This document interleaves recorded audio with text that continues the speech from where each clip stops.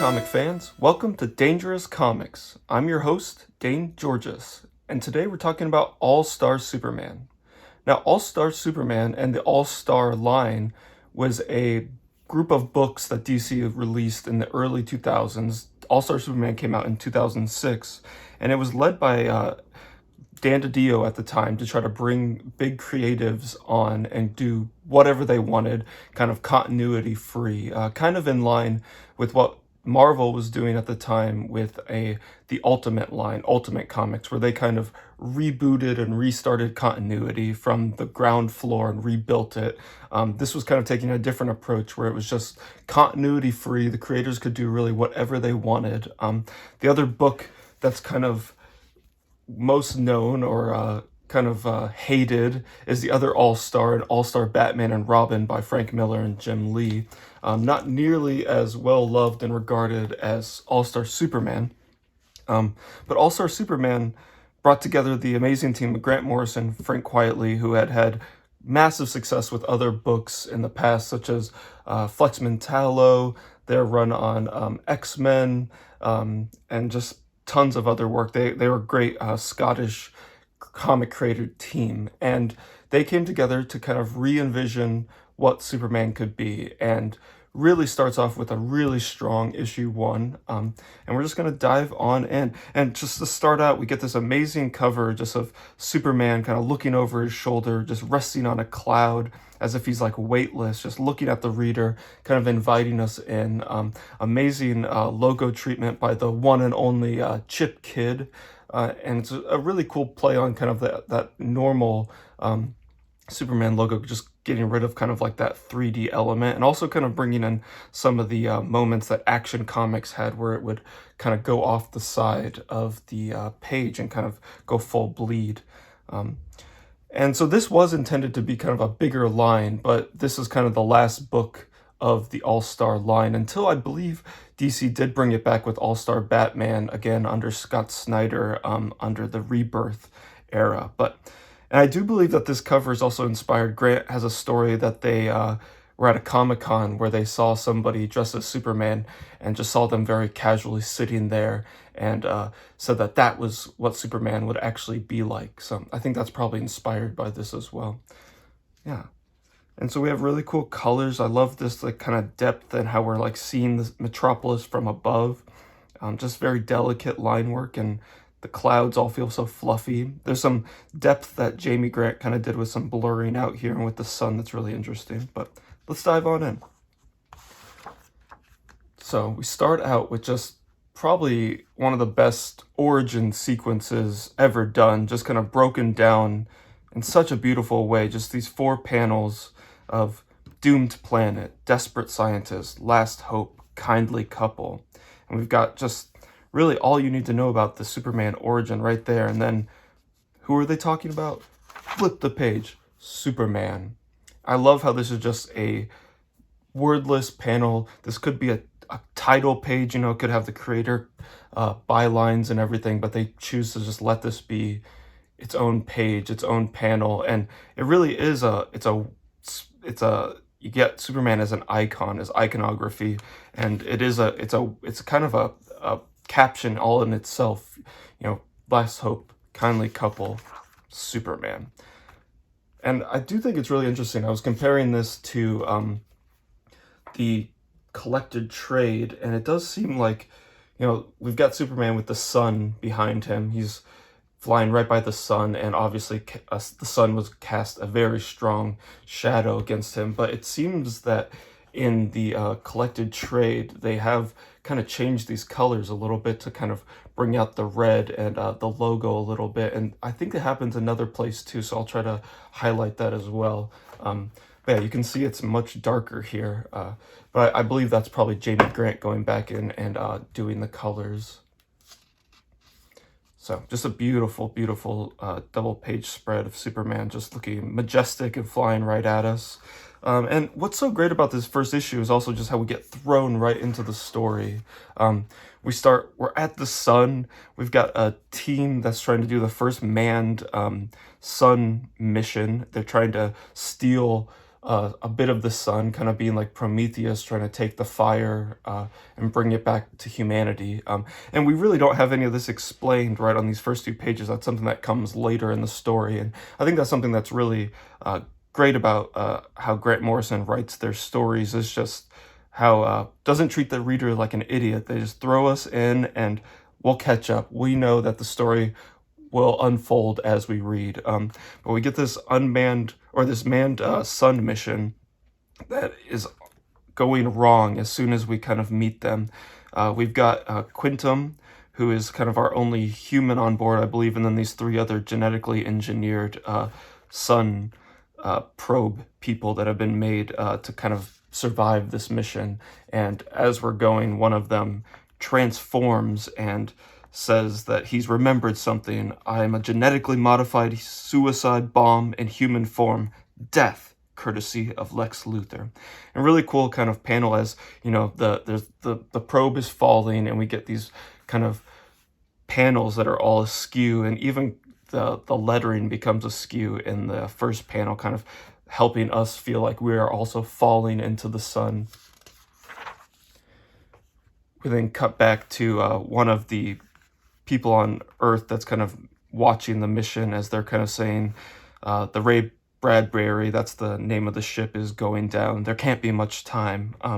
And we see that Superman is flying to the sun to try to save them. And we're saying that, you know, the atmosphere around the sun is 6,000 degrees Fahrenheit. You know, only Superman could do this mission. And we cut back to Metropolis in the Daily Planet, where Lois Lane is writing up the story, and Lois always writes the Superman stories before they're done, and she's writing Superman Saves First Man-Sun Mission, because, you know, she believes in Superman. And she's asking, how big is the sun? You know, and Jaimie Olsen comes in, says it's 333,000 Earths, and it's like 100 H-bombs exploding in your face, really pushing the fact, you know, this is a mission that only Superman could survive. And since Superman is powered by the sun, this is kind of building that it's something that is connected to his origin and how his powers work. We then kind of get a little bit more of the story as we're showing that Lex Luthor has, he's trying to make this mission fail. It's kind of a big plot that he's had, and the Daily Planet is going to expose it, saying that he's going to profit from a global water shortage by tampering with the sun, and the front page they're going to run is that Luthor lied. So just really kind of building the kind of like corporate villain that Lex Luthor is. Really beautiful atmosphere, and just showing and just being able to draw everything. Frank Quitely is such an amazing artist. You know, we just get these seagulls just flying, or these birds right in our foreground. Then we have some more buildings, and then the Daily Planet back there. Really kind of showing the cast of characters that Superman works with. You have Perry White, Lois Lane, Jaimie Olsen, and then the other reporters. Cut back, and we now see Lex Luthor. You can see he's holding a baseball bat, and he's obviously been destroying his research lab, probably trying to cover his tracks. And we get this really cool moment where he's announcing, like, I'm approaching critical mass. He's kind of doing this voiceover. Fusion will occur in 30 seconds. And as he's doing this, General Lane, who's Lois Lane's father, walks in and says, you know, hey, we released you to help the government, not to do this crazy, not to do another Superman trap. And so we have him kind of show his true colors, and he's like, yeah, I know I promised to help, but also I noticed that I'm getting older and Superman isn't, so I need to kind of do something to finally take this guy down. And we get this cool reveal that as he's saying, like, I'm approaching critical mass, he's actually manning this suicide bomb from space, and he says, you know, there's a 9-minute delay, so he kind of has to be the ultimate planner as he's kind of tracking what's going to happen in 9 minutes, and his plan is just perfectly made, so nothing could go wrong that he doesn't see happening. And that's also another thing, that he knows that Superman's gonna come. Fusion will occur in 30, and his voiceover gets cut off because Superman's here, and he says, "Not if I can help it." This is another moment that I noticed where it looks as if the colors for the trade have been altered a little bit to kind of get rid of a little bit more of this shadow and bring in a little bit more of the traditional Superman colors into that logo. I don't know if that's like a DC move wanting to protect the the trademark, or just if it's more just like I mean, it is a little dark, so maybe it's just more of a, after seeing it in print, they decided they wanted that to be a little bit more clear. So Superman's on the scene, and we just have such a cool POV shot of looking at Superman as he arrived to this impossible mission, doing the impossible. He made it to the sun, which is so far from the Earth. He made it just in time, and it's hot enough to kill anyone, but not for Superman.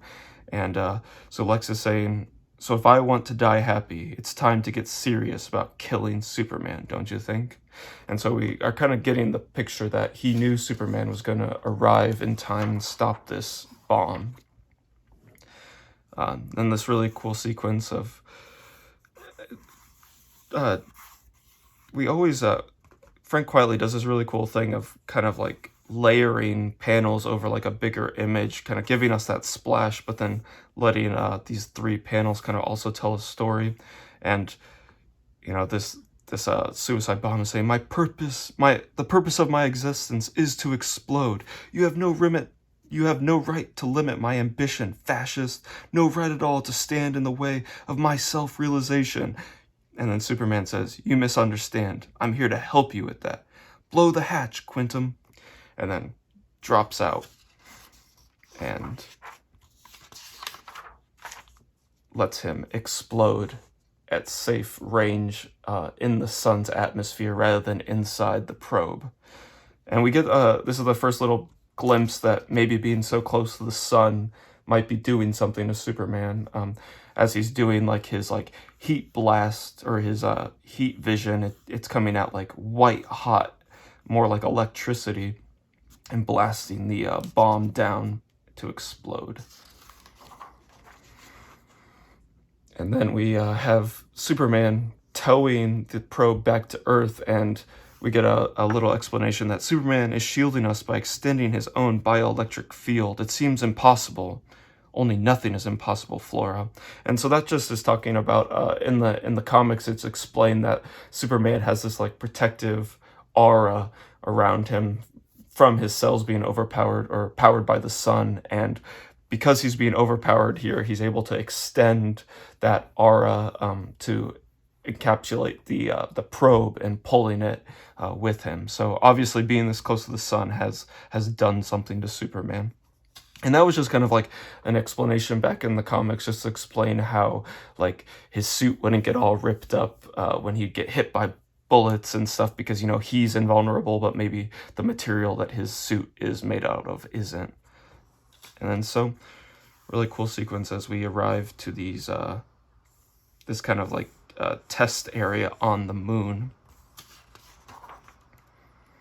And we have Superman here kind of doing a test, kind of reminiscent to like kind of like what the Thing would always do in Fantastic Four, where he's like kind of doing this like crazy lifting thing. Reed would always build him like some kind of like test thing.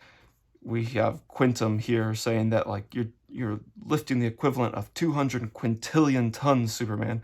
I'd say your strength has tripled at least, and we still haven't found an upper limit. You've manifested one new superpower, and others may appear. That's the good news. Superman, I'm not sure how to tell you this.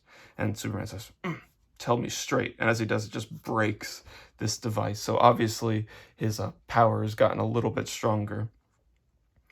And Quintum tells him, your trip to the sun has exposed you to like more sunlight than maybe your cells can even contain. And now his cells are bursting from oversaturation from the sun. And Superman is dying. and the realization is that Lex Luthor has used us to kill you. So this was all Lex's plan all along. We kind of start to get a little bit more of a picture of what this area is that Superman and that Quantum is involved in, and we're being told that Quantum resurrected DNA Project and is directing it toward engineering a new human form. And so this is actually a really cool reference to Jack Kirby's Fourth World in Jimmy Olsen 133. When he first took over the Jimmy Olsen title, he introduced the project, which would later be shown as DNA Project. Here from Jack Kirby's Fourth World Volume 1, which is just too big of a book to even show right here. We get a little bit of a view. I will show as this was as they were Jack Kirby was showing, they were like cloning people, changing people, showing like these little cell guys or little microscopic people that could help fight, and we get like a little bit of a view of the project, and this would be later shown as DNA Project, and in later DC continuity would be called Cadmus. But in this we get some really cool Jack Kirby collage stuff too, as he's talking about, in these charts, Jimmy, lies the essence of the project, the secret of life, long hidden in the DNA molecule, and has now been extracted and is now being used for mankind's benefit. So really cool that Grant is picking up on this kind of thread that Jack originally built, and you can see this horrible redrawn Superman head because DC hated the way that Jack Kirby drew Superman, so they made like Superman look like Kurt Swan's Superman on top of a Jack Kirby body, just a monstrosity. But that's something for another episode. But it is cool because Grant actually has a introduction to this book, the first volume, so you can tell that they are a big fan of Jack Kirby's work and obviously are picking up some threads. So that's where this kind of plot is coming from, is just the DNA Project, which is an old Jack Kirby idea, and it's so cool to see somebody using that in the Superman world, because that's what Jack Kirby was really trying to do, was just build up more for there to be with Superman, so it wasn't just kind of like the whole same story over and over again, the whole like drama with him and Lois, or just like kind of was getting stagnant at that time. So it's cool to see Grant really bringing some of these ideas back, and we're getting just kind of like some of those same kind of ideas of, this is like a Voyager Titan that they'd send into space. These are these little like antibodies, kind of like they made like in some of the Jimmy Olsen issues, there was little Jimmy Olsen antibodies and stuff. So kind of same kind of ideas here. And so they're saying that there's a way, they'll find a way to save Superman. And he's saying, thanks, there's always a way. No one must know, not yet. There are things I have to do first. And so Superman's, he's a hopeful guy, but he also realizes that, if it's his time, he's got to make his peace. And so we get this transition back to Earth and Metropolis and the Daily Planet, with a great Caesar's ghost, the classic Perry White catchphrase as Superman's flying in.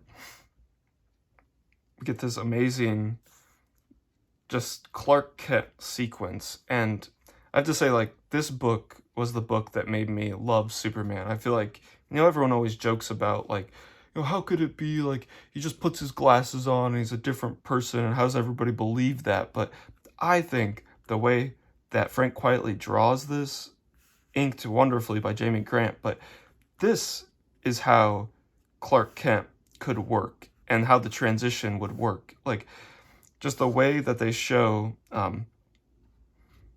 how he is kind of like using his bumbling clumsiness to actually do good. Like, so he's coming in, tripping, falls, picks up that paper, and in time catches the coffee, puts it down, comes in, and then the last second slips right on one of those piece of papers that he dropped. It's just kind of like he's doing something heroic, doing something kind of like well-intentioned, but then still at the last minute finds a way to like prove that he's Clark Kent. Like Superman would never fall like that, you know, really pushing the clumsiness and everything.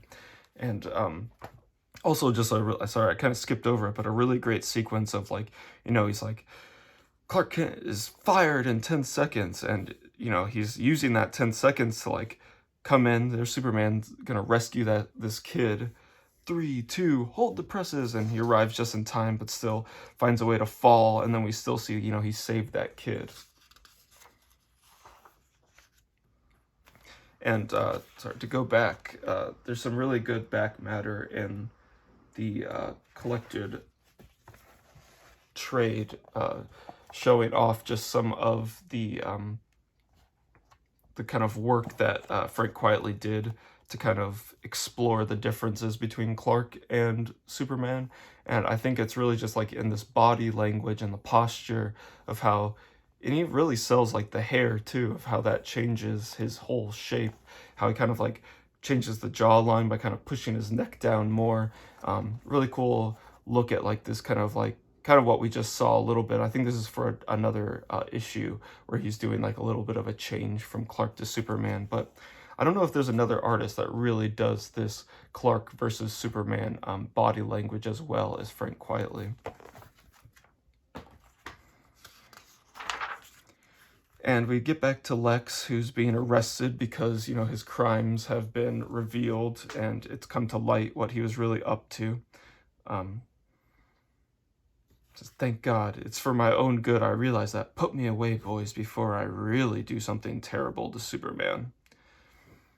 And I love the way they handle the credits in here, and they do. I like how Grant has kind of referred to this as episode 1, kind of looking at this as like a series, an episodes kind of contained and I think that's why this is really kind of cool to look at this as individual issues, because I think they kind of intended this to be episodic. And yeah, I love just like this, such a cool, we're really looking at this like it's a movie or a TV show, you know. And I love a DC Comics production, DC, general audiences, pulse pounding, rip roaring, to be beloved by all. I think that's such a great like kind of like playing on like the PG or whatever. And the name of this episode is Faster.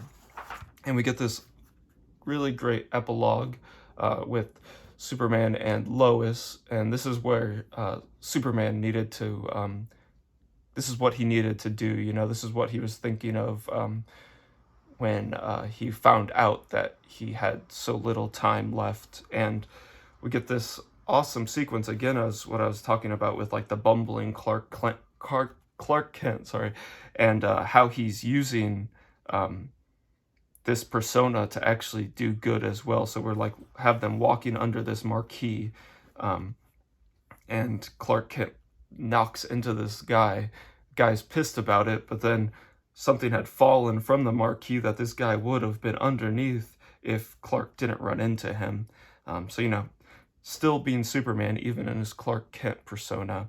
And I think that's just amazing. Just a cool way to like really sell like, you know, the clumsiness of Clark and how he uses that to kind of set himself apart. And, you know, gets, whoops, excuse me, sir, clumsy idiot, your boyfriend's an idiot. And Lois says, how dare you? He's not my idiot. And, you know, that classic like Lois Clark Kent back and forth. And as he's helping her bring her groceries, he finally needs to reveal to her. And just a really great look at that awesome diagonal of this story as we're zooming in, but also just how his body language changes from the Clark to Superman persona. And pulls his shirt back, and Lois drops the groceries, to be continued. And so this is also like how this is out of continuity. It was like, this is like, for this universe or this story, this is the first time that Lois would have found out that Clark is Superman, and telling her on his terms because he knows his time is short. And that is All-Star Superman #1. And I gotta say, like, what issue 1. We just get some amazing stakes right off the bat. Um, throw us right into the action to start out with. Like Superman going to the sun, stopping a probed mission. Superman then learning that because of that he's gonna die, really setting up what this series is gonna be about, really pulling you in. If that doesn't make you want to read more, I don't know what would. There's so many first issues that really feel like they stumble by having to introduce so much, and it can be so clumsy, but this is just expertly done by comic creators that really know the craft and have just worked together for so long that they kind of, you can tell they're just vibing off of each other, doing some amazing work, amazing layouts, everything. I think the one critique you could have is just some of the kind of like airbrushy kind of colors is, I feel like, of a time of the early 2000s, especially since this kind of is trying to feel like a golden age comic. I think it would have been cool to have a little bit more of just like some standard flat color stuff. But this modeling, it works. But yeah, All-Star Superman 1. I would love to cover some of the other issues. If that's something you'd all would be interested in, let me know. But once again, this has been Dangerous Comics. I'd love if you would comment, let me know what you think of this issue. And if you'd love to support me, I am also a cartoonist. You can check out some of my books. Doom Skull, which is about an ex-supervillain that works in a grocery store with his minion, Bag Boy. And I've got 3 issues of that, along with the third one is more of an ash can currently. Would love to color that, and I'm currently working on issue 4. I've also got X-Ray, which is a collection of web comics, and just 4-panel stuff that I would post on like Webtoons or Instagram. And then I've got some horror zines and other stuff like that. So if that's something that you'd be interested in, I would love your support. I'd love if you went and checked out my website, danegeorges.com. I'll have all that stuff linked in the description below. But yeah, this has been All-Star Superman 1 on Dangerous Comics. Thanks, guys. Have a great one.